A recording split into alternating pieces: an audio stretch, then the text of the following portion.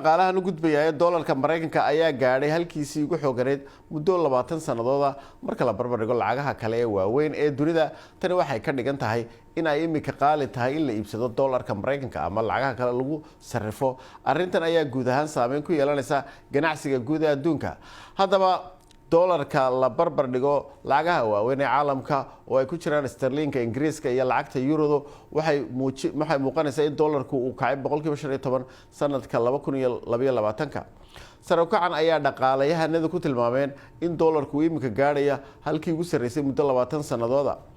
lacagta giniga sterlinka Ingiriiska waxay soo gaadhay hoos u dhici ugu weynaa muddo 50 sanadood la leeyay iyadoo bishii tagtay uu halkii gini uu noqday $1.3 inkastoo mar dambe uu soo kabtay giniga Ingiriisku. Haddaba sare u kaca doolarka iyo hoos u dhaca ku yimid lacagaha kale maxay ka dhigan tahay gaar ahaan marka laga eego dirista lacagaha iyadoo ay ognahay xawaaladuhu inay isticmaalaan doolar Soomaaliya ama Soomaalida oo dhan lacagta u dira. Waxa stuudiyaha ila jooga Cabdicasiis Carab oo qaybta suuqgeynta iyo horumarinta ganacsiga u qaabilsan shirkadaha lacagaha ee Dahabshiil Group. Cabdicasiis soo dhawow.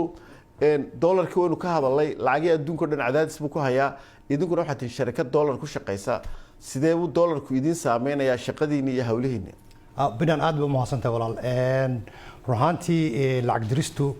way jirtaa in giniga Ingiriiska uu ku yimid foolka dhac ama uu ku yimid hoos u dhac marka loo eego sarifka laakiin si kastaba ha ahaatee macaamiisheena lacagta dirta wax saameyna kuma uusan yeelin inkastoo uu ku yeeshay xagga maciishada iyaduna wadankan Ingiriiska kuna lahay ay qaaliyooday laakiin dhankii lacag dirista waxaad moodaa inay sideedii tahay waxaana jira sababo badan oo dadku lacagta u diraan inkastoo sida waxa kale iyadana muhiim ah in la taabto in wadankeeni uu ku jiro abaarihii la soo maray tii ugu xumeyd taasi oo iyaduna sabab weyn keenaysa dadku inay lacag dirista ay sii badiyaan si walba uu giniga uu hoos u dhacay waan gartay laakiin sideebaad imika markaad eegto macaamiishiinii iyo idinku soo wada shaqeysaan ma waxaad leedahay wax dareena oo aanu dareenimo jirto ilaa hadda oo weyn oo isbedelay may dabcan wuu jiraa saameyn dadku way ku yeeshay sababtoo ah saan kuu sheegay giniga kaliya hoos u dhac kuma imaane waxaa kaloo dhanka kale qaaliyoobay maciishadii oo dadka dhan wada saameeyay laakiin pointiga aan trawa inaan sheego waxa weeye dhankii lacag diriso dadku eheladoodii sidoodii ay ugu diraan sababtoo mas'uuliyad ayaa ka saaran qof walba ehelkiisa u dira aniga naftigayga kula mid ah dadkaas lacagta dira ayaan ka mid ahay weli wax ma taqaana maanan joojin mana ku fakiray inaan joojiyo dadka badideeduna waa sida